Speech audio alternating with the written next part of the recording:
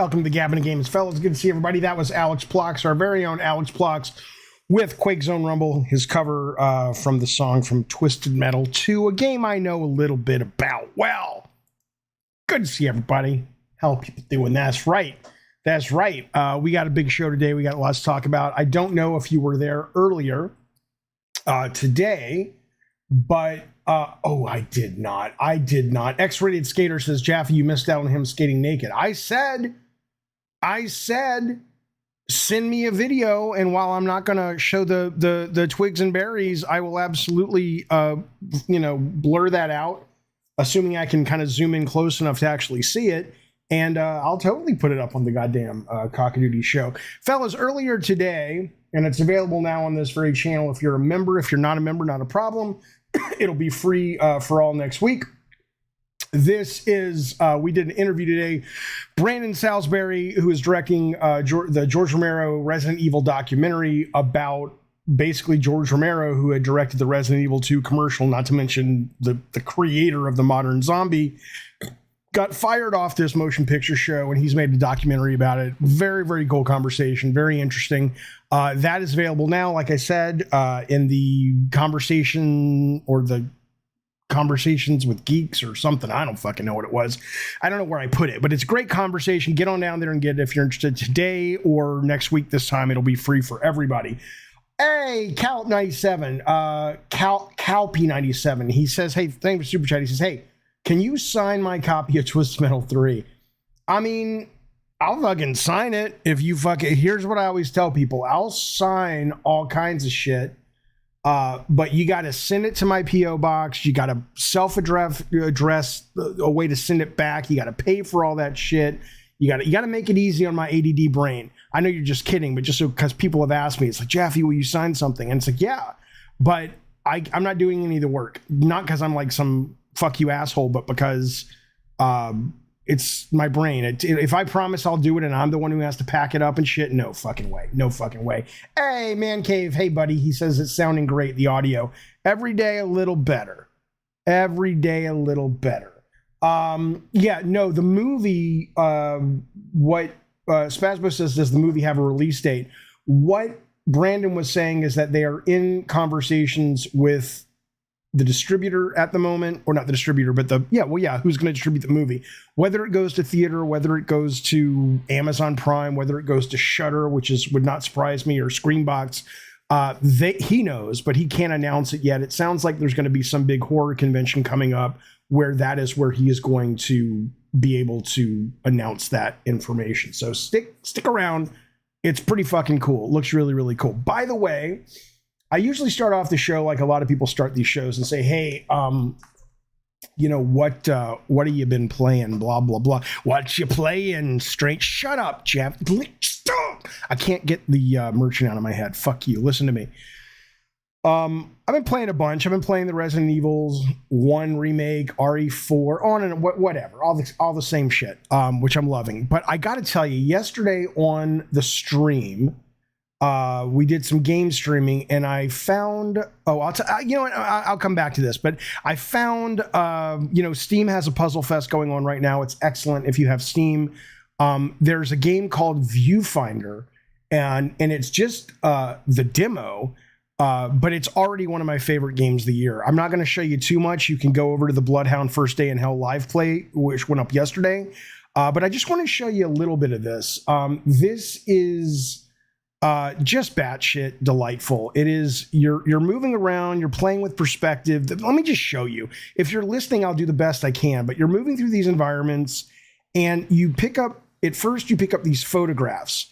And whenever you pick up a photograph, you can put it in front of you and move it wherever you want in the environment. And when you let it go, or you place that photograph in the environment, it becomes real-time geography that you can engage with. And if anything is like an object that's movable, if you rotate the photograph, it falls out into the real world or into your world. Here, I'll show you. I'll give you an example. It's great. Come on now. There we go. So I picked up this picture, right? And it's a picture of like a pencil drawing. And now I placed it there, and now I can step into it, right? And there's a demo out for it now. I don't think the demo's on consoles. Obviously, the art style stuff is really cool. But beyond the art style changes, just the mind-blowing puzzles, it's not hard. It's not like you play it and go, I can't ever play this. This is too fucking smart for me. But when you solve an area of the map, you're like, oh my God, that is so fucking clever. I'll show you one of those if I can find it, where like you're having to, bridge a gap, and you end up sort of taking these images. Well, here's Tetris. You could put Tetris in there, but let me move beyond that. You could end up putting these images down to actually make platform sections, right? So I jump up here. I want to get up to that tower up there. So, okay, this one didn't work. So I rewind and I place it a little bit different, and I tilt it a little bit.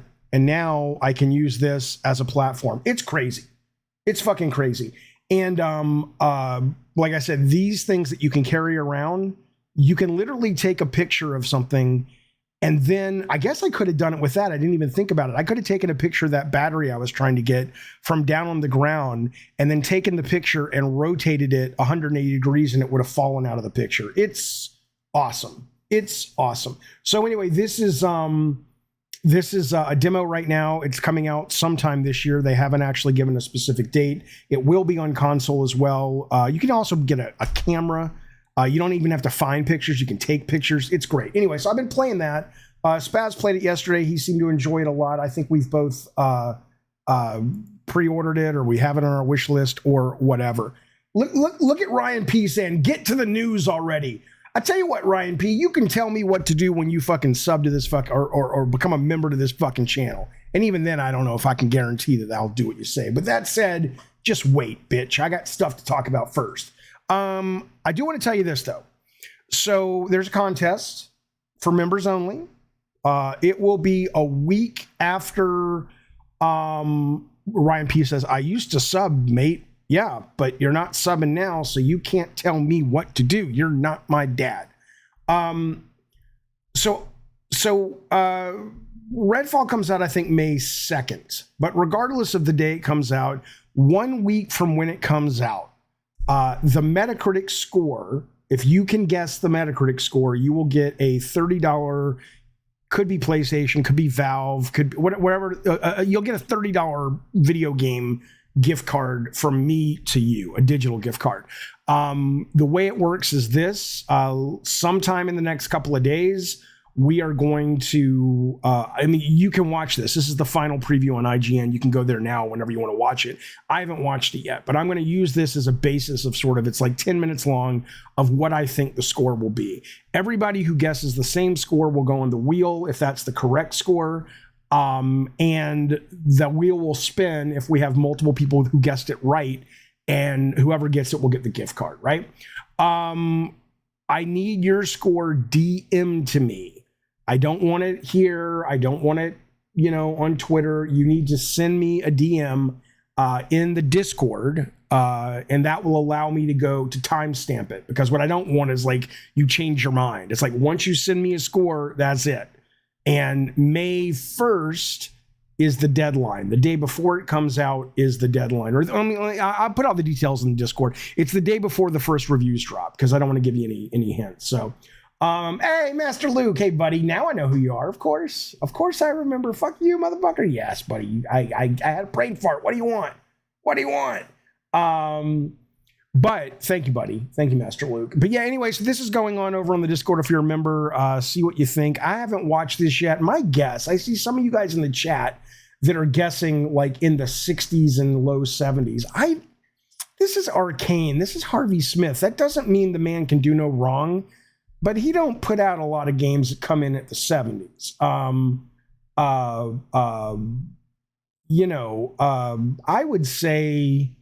I'd say we're going to see like a 79, but we'll see. We will fucking see. Dave's guessing 90s. All right. So hit me up in the Discord if you're a member. We'll put you in the running. And a week from the day it drops, we will be giving away that gift card. Okay. Thank you for the super chat. Man Cave, he says, how do you show the comment sticker on screen? I ended up just getting I think I have an extension for Chrome. is what it is. How do you message me in Discord? You just send me a direct message, man. What do you mean, Morgan? You've never been able, if not, let me know in the general and I'll figure out why I'm not getting your messages. But it's pretty fucking easy. It's pretty fucking easy. But sometimes it doesn't work, so I get it. Okay, let's talk about video games. Check this shit out. We're getting into a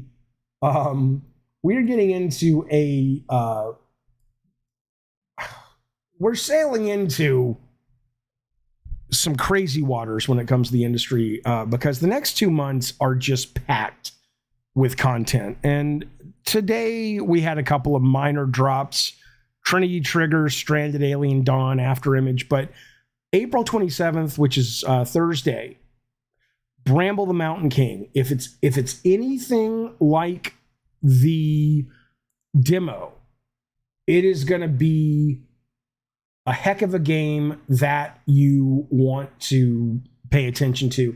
It is this very horrific, very weird Nordic sort of eco-like game. This will be coming out in a couple days. I will be playing it on stream. The demo was so fucking weird and cool. I loved it. I hope the whole game is. But anyway, so we got that coming out. And then obviously later this week, Live Alive, Monster Hunter Rise is on the expansion, Sunbreak, and then of course the big game Jedi Survivor, which drops Friday, or wait, let's see. Yeah, that drops Friday. Okay, but look at this. This guy named Okami, he put all this together. He says the next 8 weeks in gaming are insanely stacked. He's not wrong. Dead Island 2, Star Wars Jedi Survivor, Redfall's the second, Zelda is coming May the 12th. Street Fighter 6 is June the 2nd. Diablo 4 is June the 6th. I don't know what Summer Game Fest is Keely's thing. Final Fantasy 16 is the 22nd of June. And then you've got The Last Case of Benedict Fox, which comes out this week, which the demo was amazing. Lego 2K Drive is coming out in May. Amnesia Day One Game Pass is coming out in May. It is kind of crazy. It is kind of crazy when it comes to the number of games dropping. It's going to be a heck of a summer. Absolutely.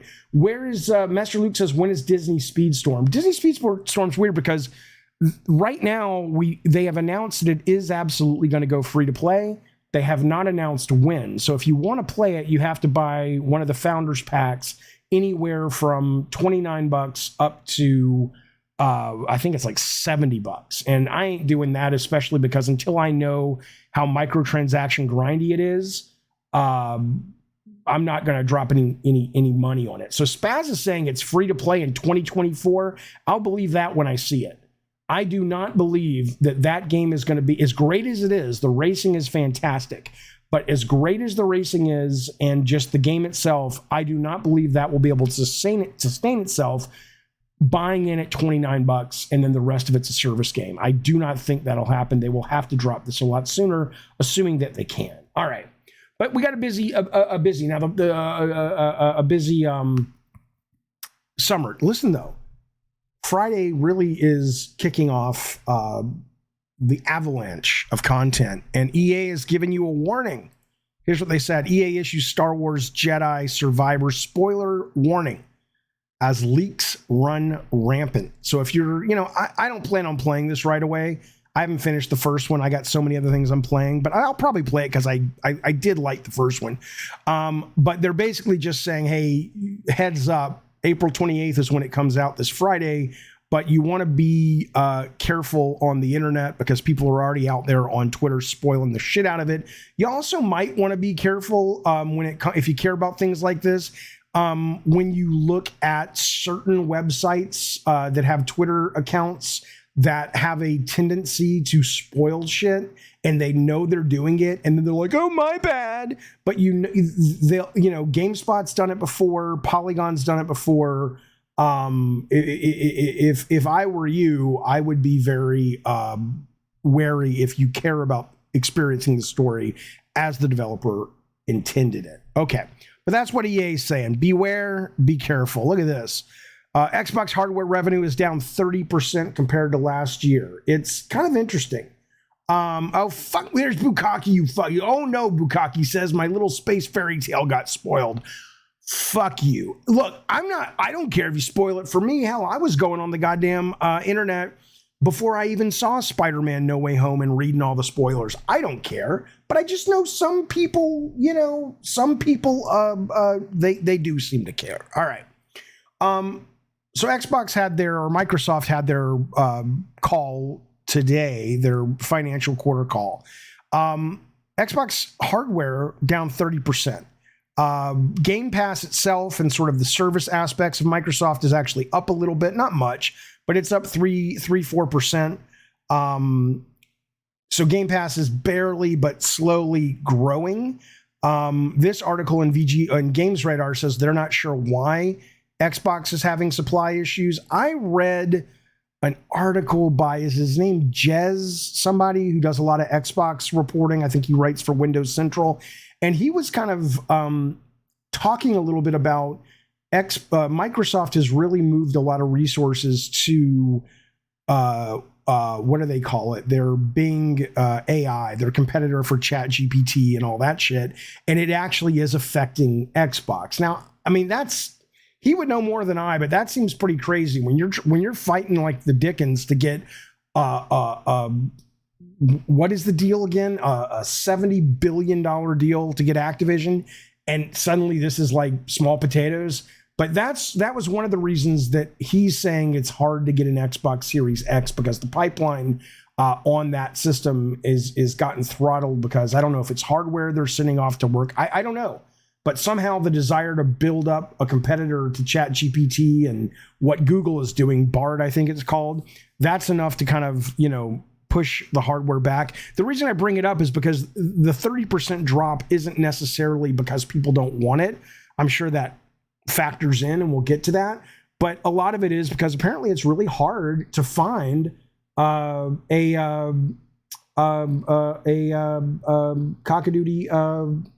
Xbox. You just can't find them. So of course the hardware is going to be down. But another big part of it, and we'll talk about in just a second, is just their, look, until they get their first party shit working, and they may never, based on all kinds of shit that just seems to never end at that company. It's a what a shit storm over there. Listen, this is my favorite though. So Dead Island, this will dovetail back into Xbox. Dead Island sold through 1 million copies in the first 3 days. So, I like it. I don't love it, but I like it. It's a solid 7. It's a lot of fun. I was telling somebody earlier today that I like to play it for about 90 minutes. After that, I can't handle it anymore because it's too samey, but I always so far have been drawn back to it every single day. I am enjoying it, but it's nothing to, it's not gonna, win any DICE awards for design or anything, but it's fun. It's a fun, stupid, mindless game. They sold 1 million copies. They also said over that 3-day launch, there have been 11 million hours of playtime, 28 million deaths, 1.1 zombies have met their end. 45 million of those zombies were sliced in half, with a total of 756 million zombies having limbs detached from their undead owners along the way. They're telling you this because the gore in this game is fucking some of the nastiest, most wonderful gore, if you like gore like I do in games, that you will see. However, the other news that's coming out, and at least I saw this from a guy named Hunter. He tweets about this. He tends to be right more than he's wrong. He says, Dead Island 2 debuts at number 1. 68% of the sales were on PS5. The remaining 32% split between PS4 and Xbox. Now, of course, as goes this every time it happens, you've got people saying, you can see Dead Island 2 sales distribution. Xbox is always the last for all third-party games. Some pubs might not be bothered to make an Xbox port if they don't think it'll sell. When are people going to realize these deals exist? Because no one on Xbox buys games. When Resident Evil 4 sales were 6% on Xbox and Dead Island 2 68% on PS5, why would devs even want to waste time? Blah, blah, blah. So, yes, of course. But what I have said about this in the past is that I don't think it is that big of a leap to guess that, of course, Xbox knew. I don't really know what they knew, but I'll tell you why I don't buy, and I think most people feel this way. Even if you only have an Xbox, you have gotten conditioned owning that Xbox and having Game Pass that you're good. So it's like a lot of people who have an Xbox might want to play Dead Island 2, but they've got so many other things to play that unless it's some kind of just phenomenon, like, oh my God, I have to fucking play that game. It's kind of like, it's very similar to what you see with movie theaters and streaming services for things like Netflix and Amazon Prime and HBO Max, which is like, you know, fewer tickets are sold these days because most people are like, yeah, I could see it, but I'll wait. I got so many new things to watch this weekend. I don't have to go out to the theater and see, you know, whatever, the latest, what was that Jason Statham, Aubrey Plaza movie that just kind of came and went, right? People are just like, I'm good. So I don't think I think the only reason this is bad for Xbox is not the fact that they're not selling these third-party games, and also not the fact that other third-party publishers might start to say, yeah, we're not going to work with that because we're not going to be on Xbox. Because if you look at the number of studios that Xbox owns, and you look at the AA and indie games they don't own, but they are able to get day one, if they could fucking get their first-party guys on a cadence of releases like Sony could if they were running the show, this would not be a problem. It's only a fucking problem because this whole Game Pass philosophy is built on the foundational idea that you're going to have lots of first-party games, and they spend all the money and look at all the studios they're buying and on and on and on. And it's like, but they can't seem to get shit out, and that's going to fuck them. That's going to fucking fuck them. And a lot of people have been talking about this rumor that Xbox or Microsoft management is not happy with Xbox. I don't fucking blame them. I don't fucking blame them. Okay, let me get the super chat real quick. I appreciate it. This is from Magnum Gaming. He says, have you been playing PSVR 2? No, not at all, because I don't own one. My whole thing with PSVR 2 was I'm going to wait and see if there are some games that I really want, and there aren't yet. I do use my MetaQuest 2 more often than not these days, but only for their exercise programs. Like I'm playing this racquetball game right now that's super fucking addictive, but I don't play games in VR anymore. Every now and then I'll mess with something that seems novel and different and cool. I love VR, but no, I don't expect PSVR 2 to do well. I mean, I don't own one though. Ask people in the chat who own one. Spaz owns a PSVR 2. Maybe I think he's saying he hasn't really played anything. So I don't know. I don't know if most people are having that experience, or there are people who are playing that fucking thing all the time. I couldn't tell you. But anyway, this is funny because people report this like news, like you didn't know this. Fuck you, Zandatsu. It's not about muscle. It's about cardio. Yes, my microphone looks like a penis. I know, but what do you want from me? The sound is working better. So fuck off. Listen, there's this, I don't know. I know. So in the documentation from the CMA, which people are saying is pretty much, it's a done deal. One of the regulatory bodies in the UK or in Europe says this is coming from documentation, and it's basically, I guess, evidence that Sony is being a big hypocrite, which we knew, where they're citing sources that are saying that Square Enix has permission to work with others. Presumably, this would be after the 6-month exclusive period, but Microsoft and the Xbox is off limits. Sony is apparently signing deals and agreements with third-party companies to say you cannot be on Xbox ever. In essence, basically creating more exclusives, right? And so it's kind of like people are kind of using this as like this guy Peter Ovo is like, Sony's a disgrace to gaming. It's like, well, yeah, sure, maybe, but you knew this. Everybody knows that both companies, but Sony's been more rampant about it, sign exclusive deals with third parties in order to make their hardware better. So to act like that's some kind of gotcha surprise, but I guess people seem to be surprised by it because I'm seeing it all over the news. But it is what it is. It's a normal practice, says Sagbag. Right. I'm not sure why it's that big of a deal. Okay. In a second, though, I want to talk about why Sony, in my opinion, seems to be pulling ahead and seems to be doing really, really well, while Game Pass, as brilliant as it is, and I love my Xbox and I love Game Pass, just cannot seem to get its shit together. Okay, give me a second. I gotta drink this this dope. Okay. We talked about this on the Sunday show. I'm sorry, what are you guys we talked about this on the Sunday show. Metacritic is getting review bombed over Horizon Forbidden West DLC. What is it? The Shore, the Silly Shore, the Burning Shores, which apparently looks really good. Professional critics, if that can be not an oxymoron, it can't, you know what I mean.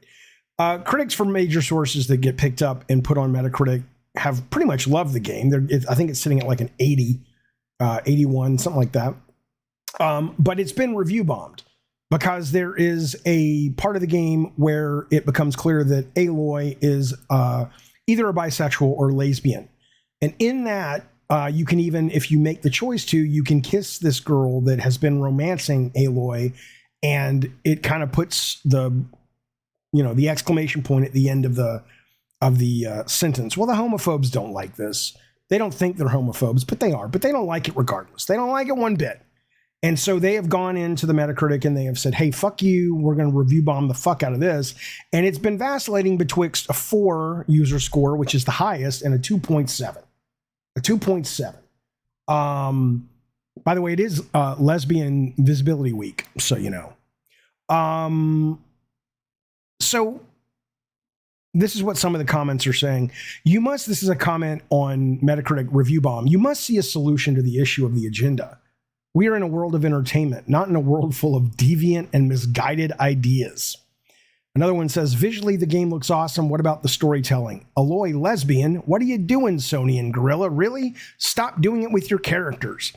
In response to this, Eurogamer was told by Metacritic the abusive and disrespectful reviews of Horizon Forbidden West Burning Shores are claimed they are evolving their processes to make sure that they have tools that will moderate this kind of stuff in upcoming games.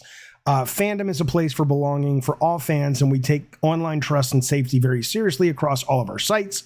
Fandom is the company that owns Metacritic. Metacritic is aware of the abusive and disrespectful reviews of Horizon Forbidden West, and we have moderation system in place. The final thing they say is our team reviews each and every report of abuse, including but not limited to racist, sexist, homophobic insults to others. And if violations occur, the reviews are removed. We're currently evolving our process and look to introduce stricter moderation in coming months.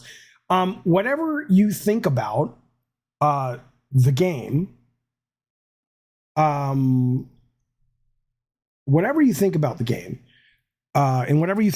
Aloy being a bisexual or a lesbian, is almost irrelevant to the bigger point. I mean, well, that's a more important point, of course, which is people have to live in a world of homophobes. But the bigger point as it relates to this story is why in the fuck, if they want their use, now maybe it's part of their business model. Maybe they're like, look, we don't really give a fuck about the user score. We get more traffic if people can come and post shit, even if people know it's horseshit.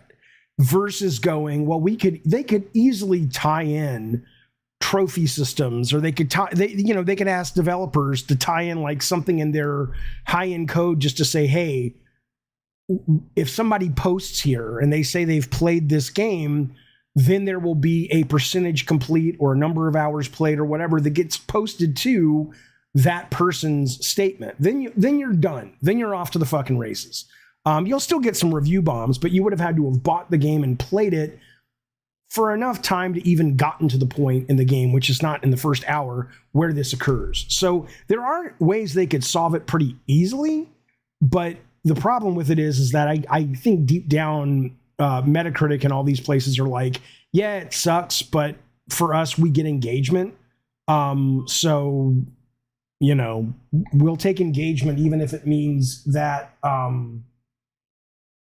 we'll take engagement even if it means that, the reviews are a little skewed. So let me see what you guys are saying about this. Don't you think, we'll get to that one in a minute.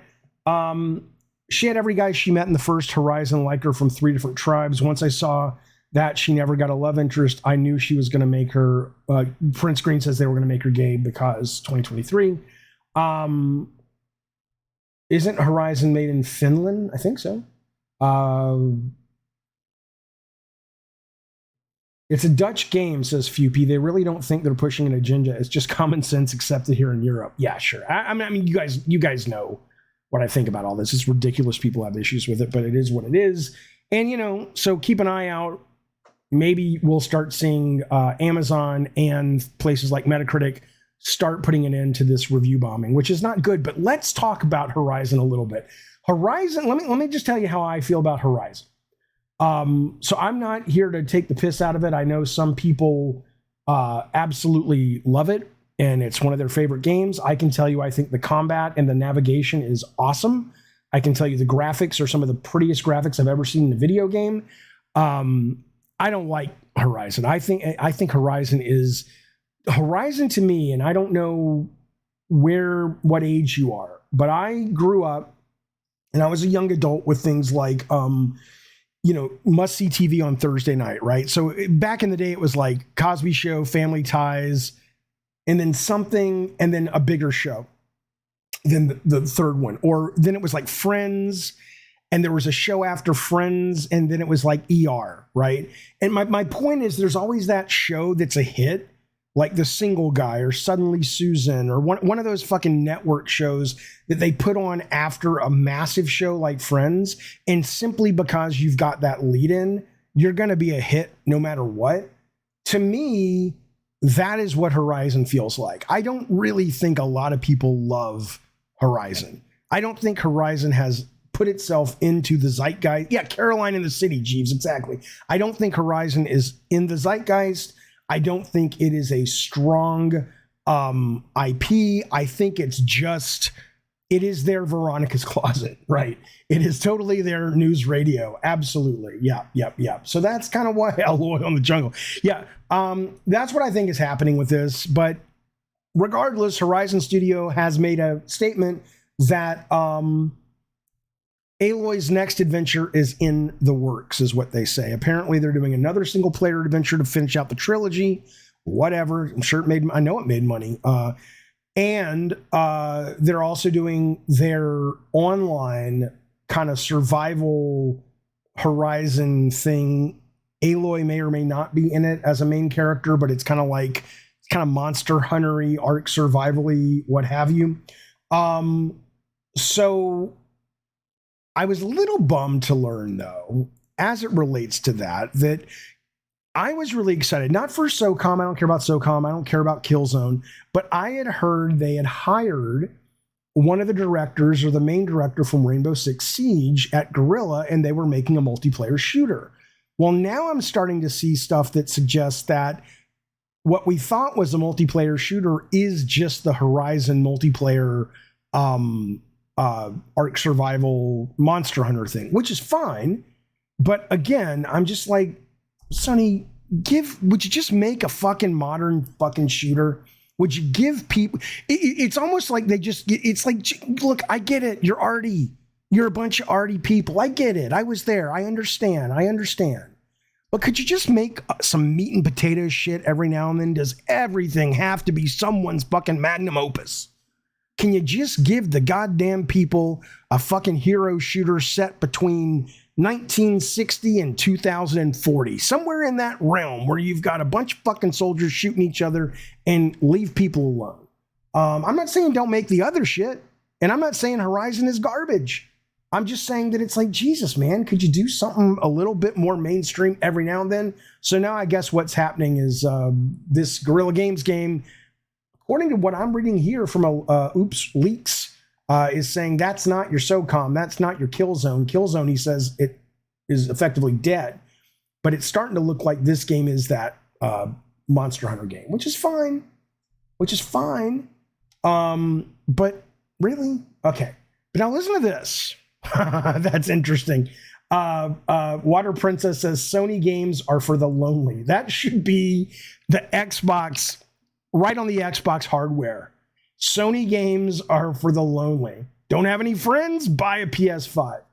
Yeah, Stoner Joe, they don't make fighter games anymore either. You're right. You're absolutely right. Master Luke, thank you for that super chat, buddy. I wish I knew who this guy was. Master Luke, I've heard that name before. But let's read his chat anyway. If you were designing a game where a homosexual relationship could happen in the narrative, would you think twice knowing these backlashes will strike? If I was doing it, I mean, I don't know. I don't think I would. Okay, let's just say I was doing it. It would never cross my mind to do a homosexual protagonist in a homosexual relationship because I don't have that frame of reference. I certainly would want to make the game diverse if it made sense.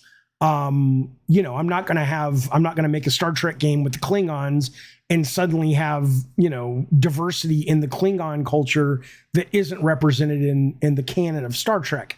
But if it had been put on my plate and it's like, hey, you got if you want to make this game cool, but the character is homosexual and that's got to fit into the story. And as long as the publisher pays for it, what I would tell you is that diversity matters. And I think it's important, and I love that we're seeing more of that in games, actually. Yeah, a cab, I don't fucking know. A cab says, there are many types of Klingons. Whatever, I don't fucking know. You know what I'm talking about. Fupy says, but Kratos is Greek and you're not. It's a little different. Kratos is a character based on myths and fantasies, and there's nothing in those older classic Greek myths, at least unless it's at a very sort of historical level that I was never turned on to, that those stories could only be told by people who were living in ancient Greece. I think the story of Medusa works whether you're telling it via Greek mythology or you're updating it for a modern audience and it takes place in, Peru. But the point though, will there be a backlash? I was talking to Mr. K, I think it was Mr. K about this on the after show, the after party show a couple of days ago. And he thinks, and I think he's right. I think right now it's a tempest in a teacup. I think there's a lot of vocal people, but I don't think it's really affecting sales that much. Let's put it this way, if it were, like if you're Sony and you look at the sales of Last of Us Part 2, which did not deliver the sales of Last of Us Part 1. I mean, I know it was on 2 systems, longer time, but clearly I think it's safe to say that it didn't deliver the numbers that they wanted it to, as much as it's a beloved game by many. And then I think you can say, well, how much of it was Joel being killed? How much of it was the leaks that spoiled the story, so X% peeled off because of that? And how much was the progressive agenda that was on display all over that game? I don't think we know that, but we know enough to go, it had to have affected something.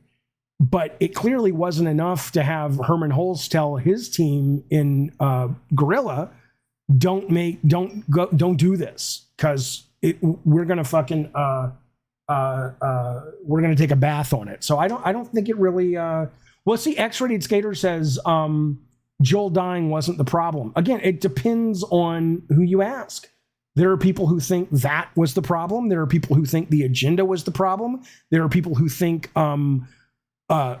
splitting up jumping from character to character was the problem. I don't fucking know.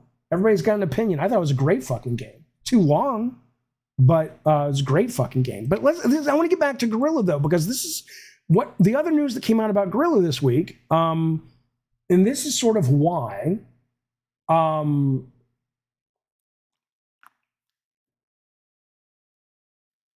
This is why I think Xbox is really fucking hurting. And I'm not this, like, yeah, Jeff, you say that all the time. You talk about their management, right? But this week something happened at Sony that shows you the proof in the pudding. Okay? Guerrilla Games co-studio director Angie Smets has now been promoted to the head of development strategy at PlayStation Studios. This was announced on Monday. I've never met Angie. She's been there for 20 years. She's been there for the very beginning, been there for Killzone all the way up to the latest Horizon. And now she's moving on to strategy at the head of development strategy at PlayStation. Their ability, now forget the fact that I have things to say about, I love how they hire from within. I don't like how they hire from it always tends to be from the territory that whoever's in charge happens to be from. And it's like, look, Angie Smets is great. You tell me Scott Rhodey or Connie Booth. If you look at Scott Rhodey's output and Connie Booth's output, every single fucking hit big franchise comes from America, other than Gran Turismo and Horizon, whatever. You've got God of War, Ghost of Tsushima, you've got Uncharted, you've got The Last of Us, there's like 3 other ones. And then you've got one that comes from Europe and one that comes from Japan.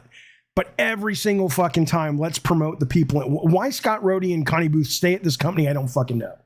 At this point, I would be like, it's Spider-Man, there's another one. And Crash Bandicoot, right. And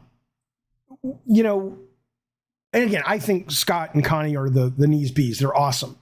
But that's sort of a little side route that I can't, whatever. So 3, Arcane says, I'm still waiting to see how Microsoft has a problem. Okay, well, this is the point. So whatever you think of where they got this role filled from, it was from within. It was from someone who has 20 years in the development trenches, in the executive development trenches, right?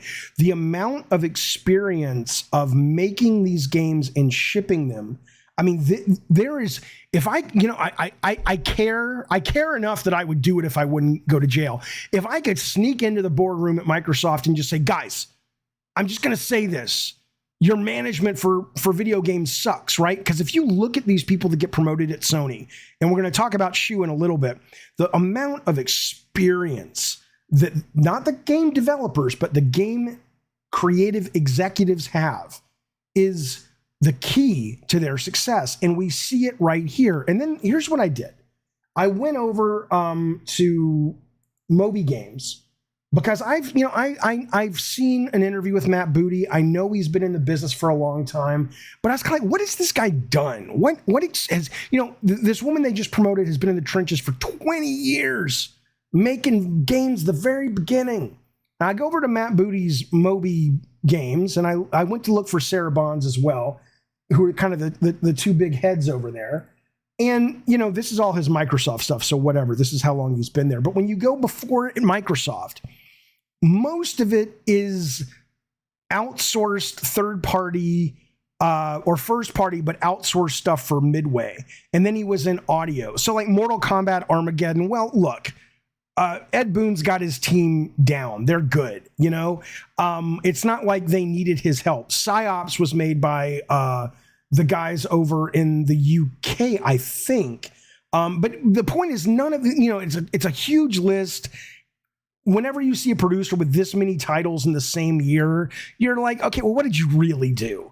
You made a couple of executive decisions and you move fucking on, and you happen to have been blessed with teams that could ship stuff. I'm not trying to take the piss out of Matt Booty. He seems like a nice guy. I'm just saying that when you actually look at his credentials and then you compare them to someone like Angie Smets' credentials, you start to go, well, wait a minute. Maybe, is this the problem? Is this the fucking problem? Hey, Gene Park, good to see you, buddy. Gene Park, can I send you a link right now and you jump and talk with me about this? You don't have to, but if you want to, I'm going to send it to you right now. And then we can see Mean Joe Green's beautiful face. Oh, I got to ask you a question, Gene, too. But we can do it later if you don't want to. But I'm going to send it to you anyway. And hey, you do with it what you want. You do with it what you want. And I'll get the super chats in just a second. Hang on. I got to get you the link.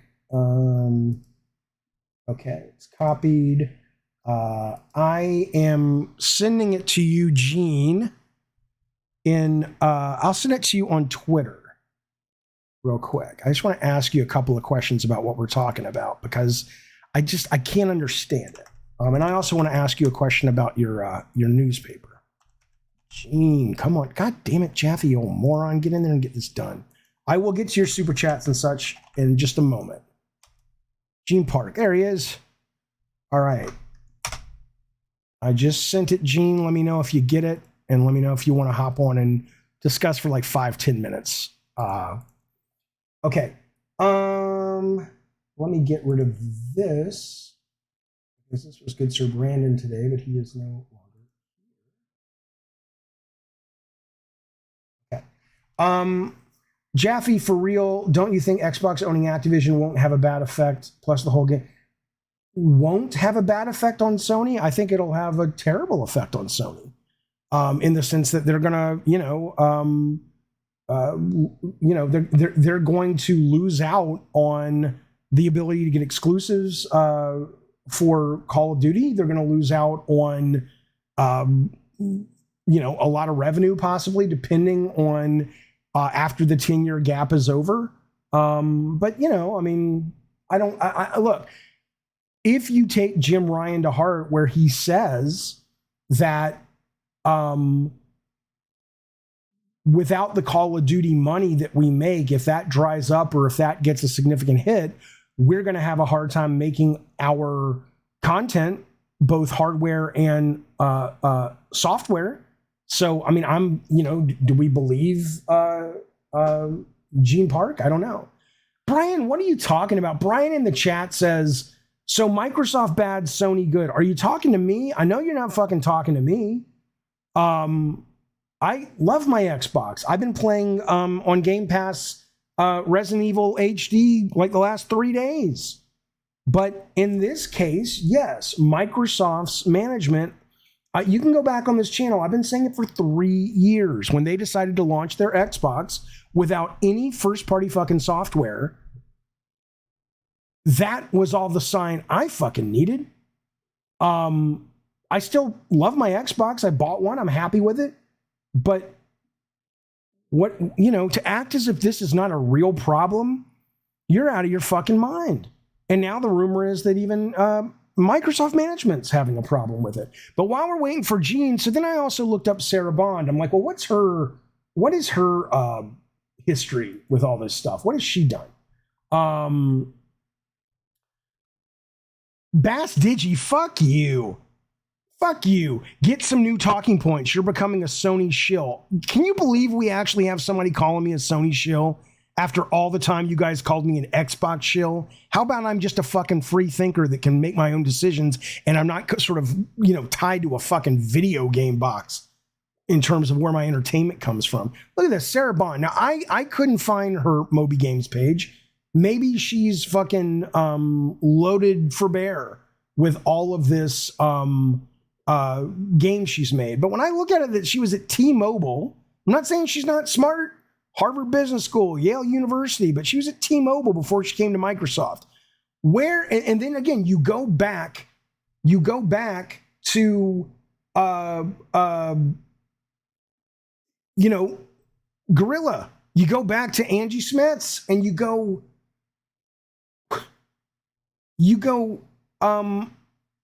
that is an executive.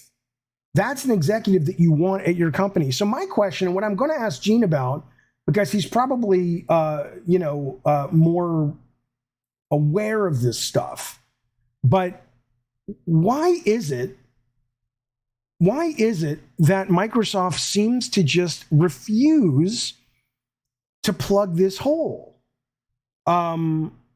Is it that they don't think they have a hole that needs plugging? Is it that nobody wants to work there? Is it that, Matt Booty is not fireable because he has pictures? I don't fucking know. All right, here's Mean Joe Green. Let's bring him in. Hey, Gene. There we go. Let's see. Let me bring you on. Hey, there he is. Can you hear me? Yeah, I can hear you just fine. Can you hear me? I can hear you. Is Gene a little low, you guys, or can you hear him fine? So, Gene, I don't know if you've been listening to this conversation, but I'm trying to figure out, at this point, I have been complaining. Yeah, I have no idea what you're talking about, so catch me up. Okay, so we were talking about Angie Smets, who was promoted to one of the big positions from Gorilla to one of the heads of strategic software development or whatever they called it. Okay, Gene has an echo. Okay, let me fix that. I know what that is. And we were talking. Hey, Gene, say something real quick. 1, 2, 3, 4. Okay, here we go. And we were talking about, why is it, if you look at whether it's Gene or Scott, not Gene, if Angie or Scott Rohde or Connie Booth or Yumi Yang or on and on and on, why is it that they seem to be able to attract and keep and promote from within these executives that really know about game production and really know about game production internally and externally, and have this Angie Smets woman was there at the very beginning of Horizon, Killzone. She's got a history of being in the trenches with this shit, and that's a smart promotion. Why in the fuck is I mean, you look at Matt Booty's resume. Matt Booty just seems like a really nice guy, and he's got a lot of experience, but he's not like he doesn't have anywhere near the chops that these Sony executives do. And I'm of the mind that this is one of their biggest problems. If they were shipping these first-party games on time and at 60 frames and really competing, I agree with Michael Pachter. They'd be eating Sony's fucking lunch. But do you agree that that is their biggest problem, or you see something else? Yeah, I feel like that eventually it goes right to the top, right? The Bucks got to stop somewhere. I'll stop saying platitudes right now, but that's pretty much what it is, though. But where's the buck stop? Does it stop at Phil, or does it stop above Phil at this point? It's got to stop at Phil, right? Or no, I don't know. At least to Phil, right? I don't know. So why hasn't he? Okay, so why hasn't he done anything? Because Microsoft is such a large company. Sure. And I don't know how much it feels like Phil has a lot of power there because he was able to kind of rescue the Xbox brand. Right. But I wonder how much of it is like Microsoft not allowing a lot of this stuff, because we hear a lot about how Microsoft often hires contractors, and that was what kind of sunk Halo. Because most people didn't have enough time with the engine and time at the studio to kind of right. But even that though, right? Sony wouldn't do that, or Sony would do that once, have a game canceled, that would become institutionalized knowledge, and they'd never do it again. Yeah, because it just feels like Sony's a lot more fluid, and able to respond to things better. Microsoft reminds me of my workplace, which is like very slow and lumbering, and like they're going to committee decisions to death, and they have all these analytics and metrics to look at. How is that? Okay, so at this point, if you're Phil Spencer, did you think his boss is the head, right? Satya is, I think, his direct. Satya Nadella, yeah. Yeah. So do you think he's had a talking to, or do you think it's just like, nah, Xbox is great, everything is great? I mean, because it's so weird that this is still going on. I don't know. Would you in your experience would you get a talking to? If Fuck yeah! After 3 years. Yeah. Well, I mean, I mean, Phil's vision. I love Phil's vision. I love Game Pass, and I think he's important to the company. But the man has proven he cannot run people who run product development. And I just think there's a point where it's like, especially the contrast between Sony this week and who they just promoted. And we're still looking at Matt Booty going 30 frames. And I'm just like, what the fuck, man? The fuck are you guys doing? And they lost Joe Staten from the Halo series to go to Netflix. I mean, they did retain him for several years, but like he didn't really get to do much. He launched Crackdown 3, which I loved. I fucking love Crackdown 3. Like I haven't played it yet. I haven't played it because I have Game Pass, but I haven't played it. It's fun. It was just promoted terribly, and they didn't realize it was just a Crackdown 1, basically, right. Which is fun. So what is your? And he did Halo, and then other than that, there was not much of an impact, right? You don't get to hear a lot of that stuff, and it's just awful because he's a talented guy, I do not understand it, and again, maybe it's just working for Microsoft. Maybe you have so much money that it's just not like Sony. It's like, oh shit. I mean, they do layoffs at Microsoft too, so they're susceptible. I don't know what it is. I just don't get it. Maybe that's why my companies fail, because I can't put my head in the mind of Phil Spencer and go, I would never fire Matt Booty. Don't even fire him. He's a nice guy. Give him another job somewhere, but in Microsoft. But bring some fuckers in. Let me ask you this, Gene. One last question. I know we weren't scheduled to talk, but I have to ask. Yeah. Two questions. First, are we allowed to say what we're on tomorrow or no? I don't know. I think it's fine, but okay. I think I'll just leave it to them to. I'll say it. It'll be fun though. It'll be fun. What are they going to do? Fire me? Exactly. Yeah. So Gene and I are on the new Constellations Tomorrow episode with Dagan and Colin over on Last Stand Media. That'll be Patreon members get it first, and then obviously in a week later it'll be free. On that show though, you really got me thinking, because I was saying, and this isn't game centric, so relax. If you're, where's the fucking game news, Jaffe? Relax.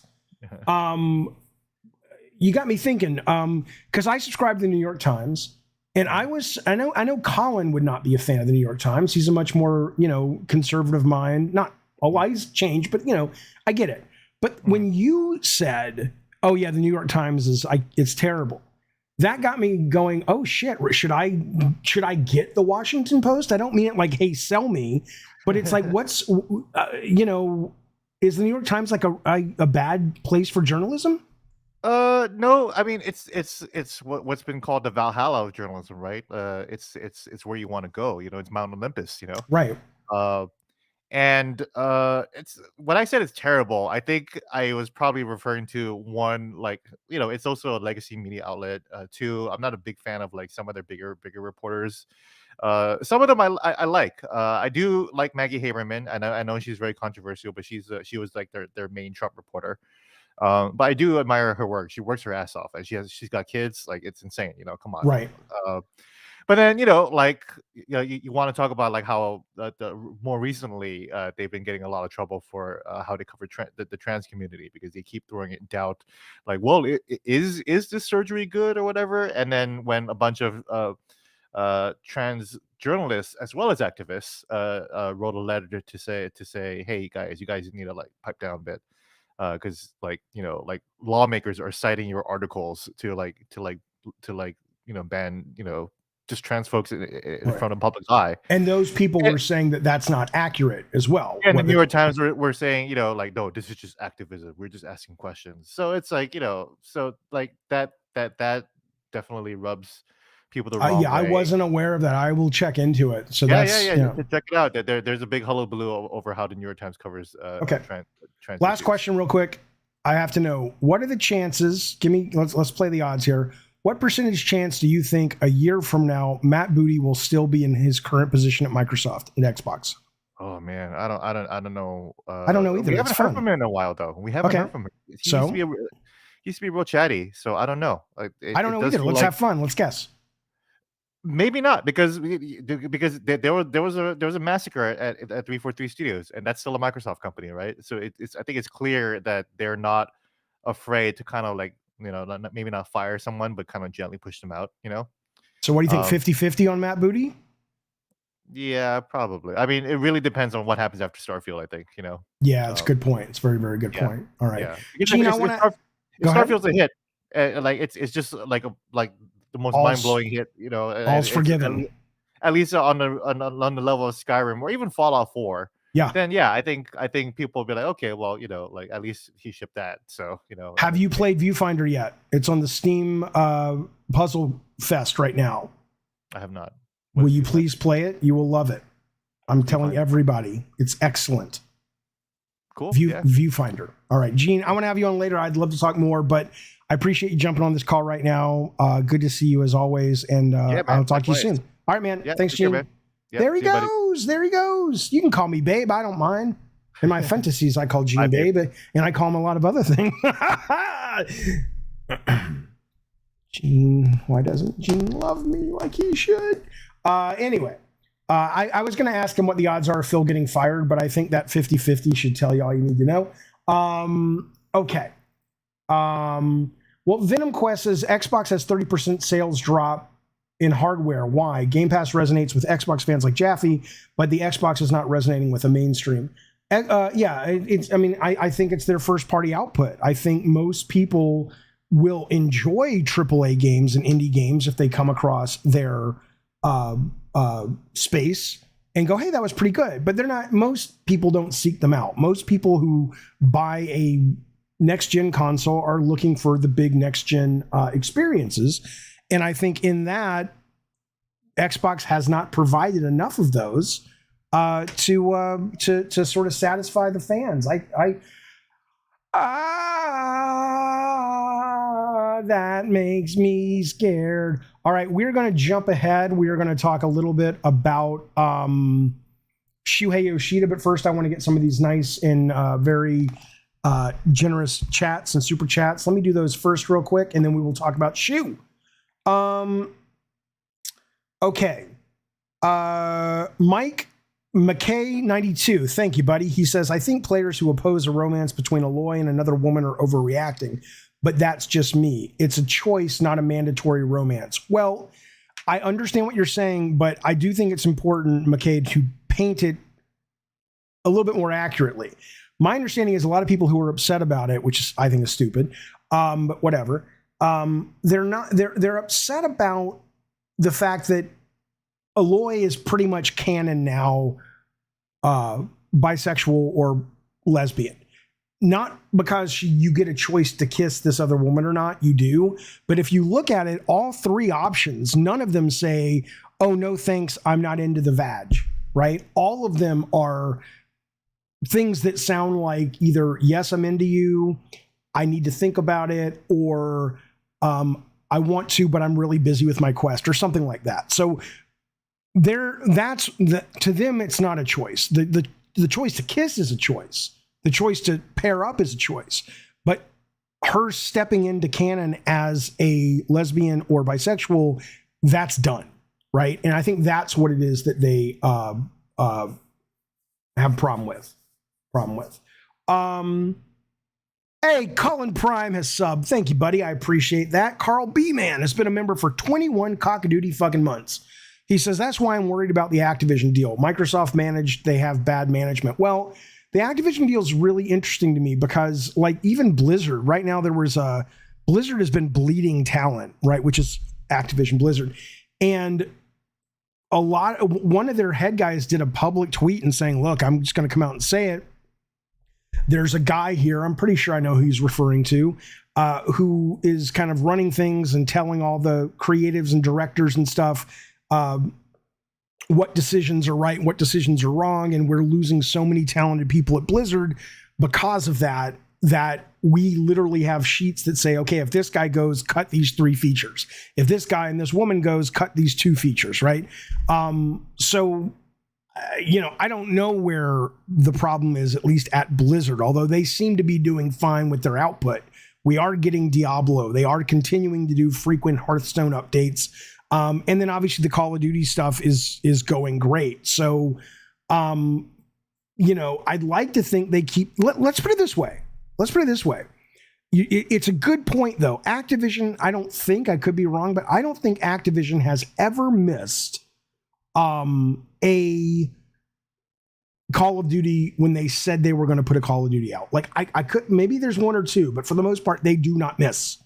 Right. And in that, if suddenly they get bought by Microsoft, and even if that means the best of intentions, I mean, I want you to think about this for a minute. The best of intentions, which would be all the lip service of we don't crunch and we don't do this and we don't do that. And suddenly Microsoft is now unable to depend on Call of Duty, and it becomes like, oh shit, they slipped 3 months and it's running at 60 frames. All of that because the management doesn't know how to crack the whip when the whip needs to get cracked. Then I think you have a good reason to worry. But God, I hope not, because, especially as a guy who loves the latest Call of Duty, I want to see that chug along for a very long time, as dependable as it has been. I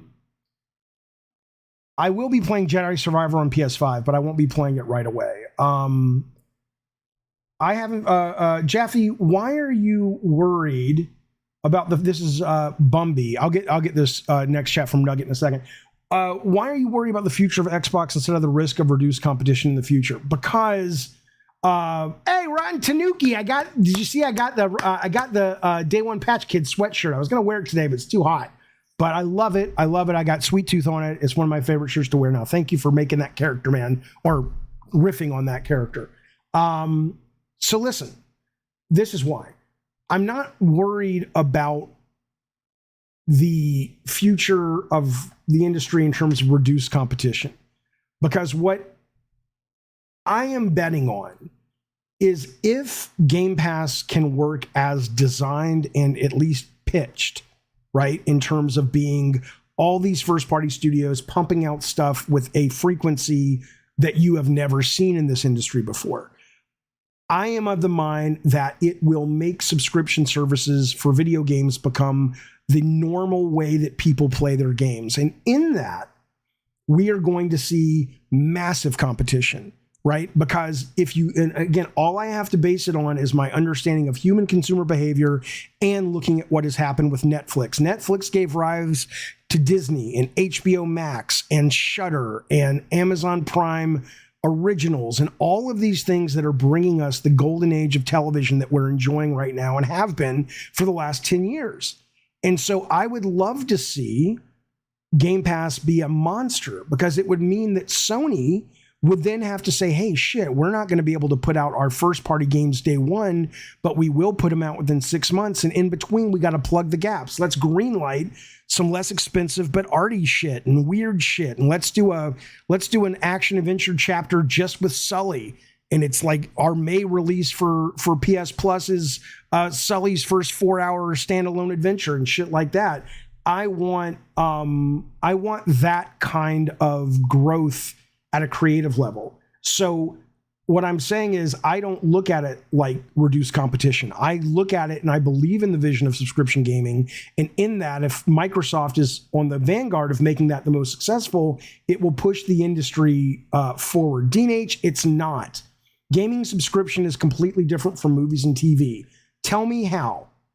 Tell me how. And don't come at me like a lot of people do and talk to me about the format. I understand watching a movie is different than playing a game, but talk to me about why it's different in regards to consumer behavior and ultimately how that consumer behavior will drive what is greenlit. Venom Quest says, no, Jaffe, that will be a race to the filler bottom. Then if it is, we'll all unsubscribe from Game Pass and it'll die. I mean, it's not going to, destroy games. Let's say you're right. For some reason, Game Pass makes money by releasing crap. And then Sony starts having to do it and they release crap. Well, clearly it's not so much crap that, it stays in business. Aren't you afraid that Sony can't continue building massive solo games? They can't afford to build them now, Romaine. Sean Layden came out and said it's not sustainable. Forget Game Pass being sustainable. You had the guy who ran the goddamn Cock-a-doodle company or the division saying these are not sustainable. And again, I understand if you guys are only looking at Sony or games as these AAA 4 to 6 year, magnum opuses, magnum opusi, whatever it is. That's not all games are. So yeah, if that's all Sony wants to do is just keep making those, sure. But you're not going to be able to stay in that business. It's different, says Dean, because you can't consume game after game, movie and TV show, but games out of 600, you will play about maybe 40, probably less. Yeah, but why does that change if you're playing 15 games a year on Game Pass or PlayStation Plus because you don't have time to play them all? The 15 games you're playing are not necessarily the 15 games I'm playing. So ultimately, I guess they're betting on there's enough people, especially if the budget comes down and not everything is a AAA, 40-hour experience. I think it would be fine. A lot of people are tired of multiplayer games too, though, because there's so many multiplayer, says X-Rated. I agree. But again, this is where I probably part ways. We're going to move on. But this is where I probably part ways with some of you guys, or maybe a lot of you guys. When I showed you this earlier of what I was playing, right? I don't look at this as an also ran. I look at this as probably this is going to be one of the very best games of the year. Is there a big story? No. Is it the best graphics you've ever seen? No. And if that's why you play games, that's fine. I respect that. But I would advise you to find another hobby because those are going to be fewer and further between. But a game like this, you could totally, fund this, make this internally at Sony and put it out into the world as one of their releases for the month, their big release for the month. And it would be like, fuck, that was great. That was fucking great. I got my money's worth. But if you're just like, no, I don't want that. I want AAA Uncharted 4 every single fucking month. Okay, yeah, you have a point. But I don't think, financially speaking, you cannot be the future of the industry in that way. I'm not saying Sony won't care. T-Spite says Sony will always care about cinematic games. Sure. But there's no reason a cinematic game has to break the bank. There's no reason that a single player game has to be, some of the best single player games I've played are not the most expensive games I've played. You're talking production value. So fundamentally, what gets selected for isn't always quality, though. It's the issue. Well, so what? That's anything. Fundamentally, anything you buy gets greenlit, and it's not always worth being greenlit. But you got, people run the business, and you either support them and they keep running the business, or you don't support them and somebody else gets the job. This game is called Viewfinder, and it's just fucking delightful as fuck. Look at this. You can make your own. Oh, look at that. Come on now. And if you rotate the pictures upside down, the shit falls out of the picture into the environment where you're at. Come on now. All right, let's move on, though. Let's move on. But we'll see. We'll fucking see how it goes. That's my theory, but that's the answer to your question regarding why do I feel that way? What is it about Game Pass or PlayStation Plus, which I have, which I enjoy? That's an answer to your question. That's why. Okay, let me finish these super chats, which I very much appreciate, and then we'll get to the Shuhei stuff. Maskista, I've been a member for 11 months. Thank you, buddy. He says, Jaffe, my casual as fuck friends stopped buying games once free-to-play became a thing. Right. That was before Game Pass. I feel like many people are missing that. Of course they are. I always get upset with this because people act as if, we can discuss it as hardcore gamers. It would be like, it would be like being hardcore, music or record or vinyl aficionados. And yeah, it's a valid conversation to sit around and say, it sucks the record stores are closing. It sucks that everything's going streaming. I like to own my collection. That's valid. But what isn't valid is for those people to act like they're in the majority of how gamers think. That's why free to play, and that's why Roblox, and that's why Fortnite, although Fortnite's gotten amazing lately, that's why those games are what they are, because they're free, they're easily accessible, they're good enough, and I get that hardcore gamers don't want that. Or not hardcore gamers, but sort of big AAA fans don't want that, and I respect that. But they have to know they're not the majority, don't they? Okay, Darth Nugget, thank you, buddy. He's been a member for 23 months. He says, oh, snap, I slid in here and Gene is here. Gene called me babe. We're going to the sock cop. Fuck you, Darth Nugget. I also just need to burn this milestone chat. I understand, sir. Thank you, buddy. Wooden's Throne, super chats. Thank you, buddy. He says, did you see the trailer for Blasphemous 2? I did. I'm looking forward to it. I enjoyed the first one so much, I finished it on 3 different platforms. I've never finished it, Wooden's Throne. Thank you for that chat, buddy. But I did enjoy it. I don't finish most games, but I really enjoyed it. And Blasphemous 2 does look pretty fucking cool. There's some really neat visuals in that I dig a great deal. Funky Monkey's been a member for 10 months. Thank you, sir. Thank you, sir. He says, a game like Astrobot would be awesome on PS Plus day one. Absolutely. Absolutely. Oh yeah, Darth gifted a membership. That's right. I didn't see it. It doesn't, for some reason, it doesn't pop up here, but that's exactly right. Darth Nugget, thank you for gifting a membership. I want to say it got to somebody with like an acronym. It was something like .G.O.T or something.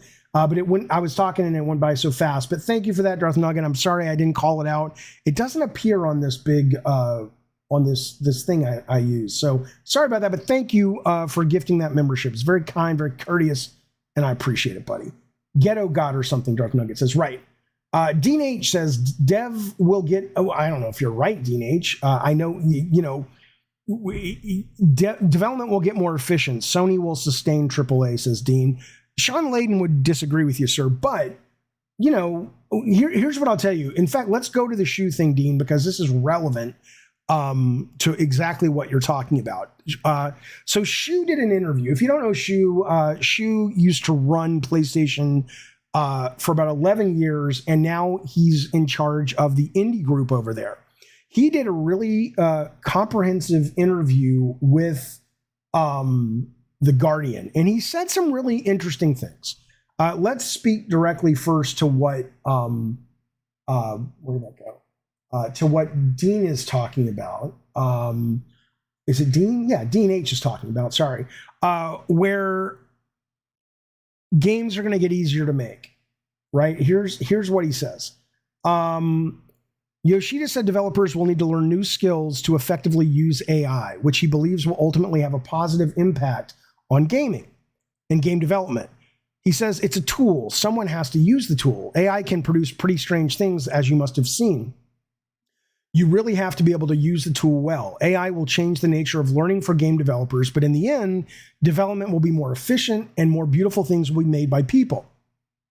People might not even need to learn to program anymore if they have learned how to use the tools of the future. The creativity is more important, the direction, how you envision what you want. Through 15 pitches in a competition for indies in Japan just this morning. One of them had amazing, beautiful graphics made by a small team of students. They said that they used Midjourney, the AI art generator, to create the art. That is powerful, that a small number of young people can create an amazing looking game. In the future, AI could develop interesting animations, behaviors, even debug your program for you. So, right?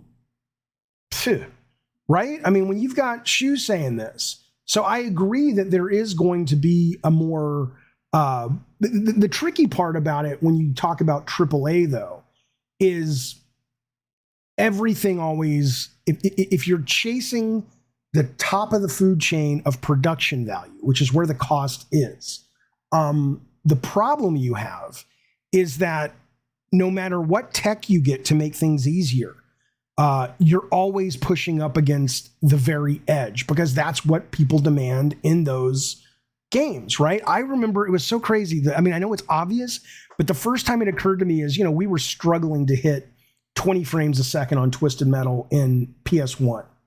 And then when we jumped to PS2, I was like, holy shit, man, we're never going to have that problem again because look at all our processing power. And suddenly I fly out to Utah and we're struggling to get 20 frames again. I'm like, I thought this was the PS2. And they said, yeah, but you want weather now, and you want time of day change now, and you want the cars to look better now, and you want all these things that have come with the advancements. Nothing ever really changes. And so, I would say that AI is going to help a lot of people make games and interactive projects in such an easy way that compared to the way it is now, that we are going to see an explosion of creativity and an explosion in the art form. But I don't think you're going to see it as much when it comes to AI making AAA games less expensive, because if it makes it less expensive for the way they're doing materials and textures, then they'll take that and they'll say, yeah, but now we need this. So that's what I would say. But that was one thing SHU said. He said a bunch of things. This is a great article. He also talked about, he says, we cancel so many games in order to save developers from getting stuck on something. Sony in general, they always have. And it's absolutely, absolutely painful when they do it, but it's incredibly necessary. He goes on to say, PlayStation embraces new ideas. Many of them fail. That's just part of the job. And in order to see what works and doesn't, he explained that the company does a lot of testing and prototyping. We do a prototype, we evaluate, we decide whether to spend more time and resources, or we just stop. We cancel so many games. While this might sound harsh or cruel, this is from Kotaku, Yoshida says he has to convince studios and developers to move or stop in order to save those devs from getting stuck on projects that just aren't working. Here's SHU's quote. We tend to work with people who have very strong ideas. We love these people, so trying to change or stop their project is so hard. It's all about talent in this industry. I have tried to help them as much as I could. And even though I have not always agreed with Shuhei, he's one of the, just one of the fucking rock stars. And one of the reasons a lot of you in the chat love Sony as much as you do is because it's got that Shuhei Yoshida DNA, just exploded all over the goddamn thing. And so listen to the guy. If you're interested in making the video games, listen to the guy. Listen to this. The Guardian points out it's become harder and more expensive to make video games. In 2010, God of War 3, which was AAA at the time, cost about $44 million. And God of War 1 cost about $24 million. In 2022, the latest God of War Ragnarok was $200 million. So it's riskier than ever to take chances, and canceling projects, while painful, can often save studios and publishers a lot of money and future pain. Yeah, you goddamn right, Carlos Hernandez. SHU's putting on the pants compared to Mr. Booty. Right. No, the SHU interview was not with Kotaku, Lutrons. It was with The Guardian, but all the game companies have picked, or the game reporter stuff picked up on it. But you're right? Where's this kind of wisdom? Where's this kind of institutional knowledge being spouted by the Sarah Bonds, the Matt Booties, the Phil Spencers of the world? It's like they've never fucking done it before, and they're just fucking building the plane while they're flying it. That's a problem. Listen to this, though. Now, one of the things you said a minute ago, where he says, hey, even AI in the future, is going to, could even debug your program. And this is why these stories, okay, let me tell you this one first. So I'm not going to get into the union weeds all that much, but today Xbox first union began contract bargaining. So ZeniMax Workers United, which is basically like, is it 300 QA people, got together, formed a union. It was recognized by the union company, the regulatory body that says, yes, you're officially a union. And then Microsoft is, people are like, oh, but Microsoft said they'd debate them, or they would, negotiate in good faith. Well, they have to. Legally, they have to. They can't, a union can't come to them and they say, go fuck yourself. My understanding is that is a legal requirement once you are identified and recognized as a proper union, at least in America. But all of these guys, I've always said this is nothing, right? Because this is all QA people. And again, I started in QA. I've hired people out of QA. I am not shitting on QA, but QA is easily replaceable compared to a lot of other roles in the industry. And certainly AI is going to have a major effect on those roles. So I would keep an eye on this one, the ZeniMax workers contracts, because one of the things it says, we don't know what the contract is. We won't know until they're done. But one of the things they've noted is that they want to secure protections for members against things like mass layoffs Microsoft made earlier this year. I guarantee you, Microsoft is not going to go to think about if you were running Microsoft, think about that. You would go, okay, we're going to bend over backwards for 300 QA folks that are pretty, not all of them, but the ones that we don't want to lose, we can make individual deals with. We're going to bend over backwards for 300 QA guys and basically agree not to lay them off if these 5 conditions are met. But we're going to lay off the rest of the QA people that we need to, or we'll lay off programmers or artists or designers. We can't lay off QA. They're in a union. They are not going to open that fucking door for 300 fucking people that are, no offense, easily replaceable. Legend says unity is key. It is. This is the one you want to keep an eye on. Today it was announced that workers at Sega of America have announced plans to form a union. Allied Employees Guild Improving Sega. And then I like how it's called the Allied Employees Guild Improving Sega, or AEGIS-CWA. It's like, really? They're both fucking mouth bombs. Come up with something better. But anyway, here's why this one's a little bit more important. They're not being specific, but they say that it's not the first union and it's not the largest, but it's among the most, this is from Engadget. It's among the most broad, I think they meant broad, not board. It's among the most broad, covering 144 workers across Sega's localization, important, not impossible to replace, marketing, product development, games as a service, and QA. Now, I don't know what the makeup is, and 144 people is still not a lot, but it's the first time I've ever heard of marketing and product development actually throwing their hat in with the more, faster to replace members of the QA team. And so that is what I have been saying forever. It's like, look, if you can get the programmers on board, if you can get the producers and the designers and the key people on board that really make that ship run, and they say, we're in this union, then there's a conversation to be had.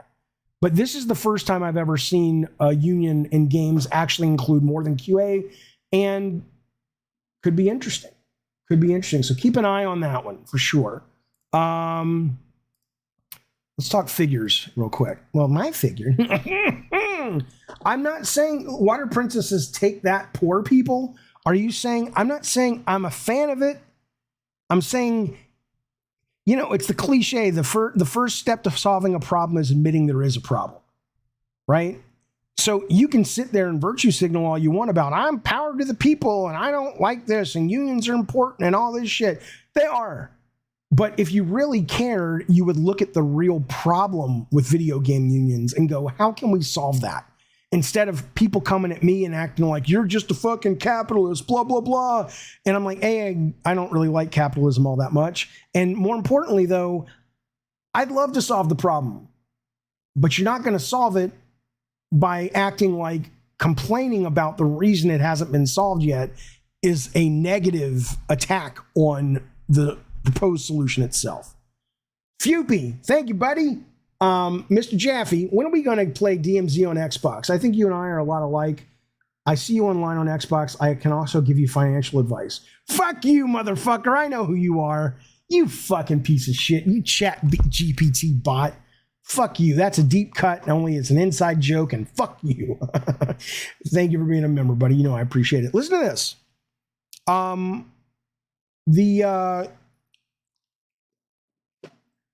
The sales are out for the weekend, for the week in the UK.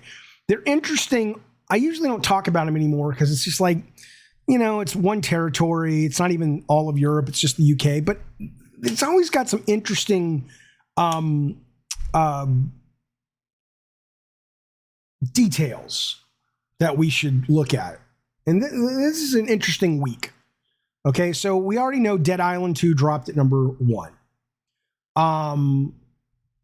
Minecraft Legends for sales was number 2. That's staggering. It's not Minecraft on Switch. That is in the top 10. That's at number 9. But Minecraft Legends, especially given that nobody buys games on Xbox, including me, that was a Game Pass game. I guess that's just power of the brand. Look at this. Number 3, can you believe it? Number 3 is Advance Wars 1 and 2, Reboot Camp. I think that's amazing. I love that it debuted at number 3. Great old game, hadn't been forgotten. Apparently the remake is really fucking good. I'm excited about that. That's good when the good guys win, and Advance Wars is one of the good guys. Number 4 and number 6 are no surprise, but I'll tell you what, man, if Miyamoto is not one of the richest people in Japan, there's no justice. Mario Kart 8 is number 4, and it hasn't left the top 10 since it shipped. Number 6 has left the top 10, but Super Mario Odyssey. The movie's about to make $1 billion worldwide, and now the games are getting a kick, a meaningful kick, as one of them jumps back into the top 10 after a long time, and the fourth one just jumps higher. Number 8, I wasn't sure how to feel about number 8. Number 8 is Resident Evil 4, which is just one of the best games of the year, if not the best game of the year so far. But it seems a little low. Didn't it just come out 2 weeks ago and it's already number 8? That seems weird. I mean, I know it's doing well, I think, but maybe I'm wrong. Maybe it came out a month ago, but I think it was only like 2 weeks ago Resident Evil 4 dropped, and it's already at number 8. And then Ragnarok is still hanging in there. It's still number 10. So there's some interesting, if you're an analyst or you read the tea leaves, there's a lot of meat on this particular bone. So RE4 was late March. Okay. So they've had about 3 weeks, and in 3 weeks they've dropped to number 8. Okay. Yeah, I love it though. Out of all these games, probably my favorite one on the list. It's Dead Island 2 will not be here next week or in 2 weeks. It might be here next week in the top 10, but this has no staying power at all. Meaning Dead Island 2. Okay. Speaking of Dead Island, I just want to tell you, this was pretty cool. This is pretty fucking cool. So UK insurance company offers themed life insurance packages. Ron Tanuki is saying Ragnarok is a pack-in when you buy a PS5. That could, yeah, I'm assuming that factors in. So that's a good point. So there's a insurance company in the UK. What are they called? The Dead Happy Life Insurance Company. And, you know, they give you life insurance, as people do. But they have these wish packages. And what they are, they're called death wishes. And you basically pay more money for a more unique funeral, like to get your ashes sent into space. They'll do that. I'll actually show you on your screen a bunch of things that they will offer up to you if you want to pay. This relates to Dead Island. Dead Island 2. So these are some of the things you can have your debts paid off. You can pay for someone's education. It'll fund your wake party. You buy someone their first car. These are like death wishes, right? Pay for someone to take care of your pets, pay for grief counseling. All of this goes into the bill every month that you pay. And obviously, the more expensive these are, the more you're going to pay. But they'll take care of the whole fucking thing. Well, they did a deal which is both tasteless and wonderful with Dead Island 2. So you can now pay to send your friends after you die for a zombie cocktail fueled party in Los Angeles, to the wake to end all wakes. To celebrate the launch of Dead Island 2, we've created an awesome new death wish. Send your mates to the real LA for a zombie cocktail fueled party before it goes to hell. The death wish will cover your funeral expenses, so there's no unwanted comebacks. After all, we should all die responsibly. Create your death wish and share with your mates so they know what you really want to happen when you die. This will cost you $8,000 on top of the plan you already have. So, you know, but that's not my favorite little dumb story of the week. My favorite dumb story of the week, which I'm a huge fan of, is this. There's a Resident Evil 4 remake fan who recreated Leon's attaché case, which is really goofy because you never see him running around with it. You wouldn't want to, but it's like, you ever stop and think, why is Leon carrying a briefcase? But whatever. But he recreated the briefcase to show how it would look in real life. And I don't know if you've seen this picture, but I leave you with this because this is pretty great. He did the measurements and everything. I mean, that's how big Leon's briefcase would need to be, you know, because there he is as a human size. And this, I like how he's got one of the fish in there. So, you know, I enjoyed it. I enjoyed this. Look at the rocket launcher. That'll cost you 80,000, whatever. So RE4 Deadmate Gaming is dead. I think you're trolling because I don't imagine he can put Ashley in it and go off into the night, says Mute Mo. That's right. Anybody who's played this game, you're just wrong. It's you know, it's really good. It's really fun. They made a lot of changes to it. Well, it's $80K in the game money. I'm not saying that's how much he spent. I don't know what a real rocket launcher would cost. But anyway, there you go. I thought that was a good little note to end on. It is pure gaming, Mutant Mo, absolutely. Fellas, let me make sure I got everybody. I hope if I missed you, I'll get you on the next show. Just let me know if you did a super chat. I did know that. Outer space smells like seared steaks. That's right. That's Cabinet Games, baby. Listen, I will be putting up the details on the live watch of the 10-minute IGN review or final preview of Redfall. And again, from there, I will open up the DMs so you can send me your guess for the Metacritic a week after it drops. And the winner of that contest, you have to be a member, will get a $30 gift card to your console or PC of choice. I'll do that tonight or tomorrow. In the meantime,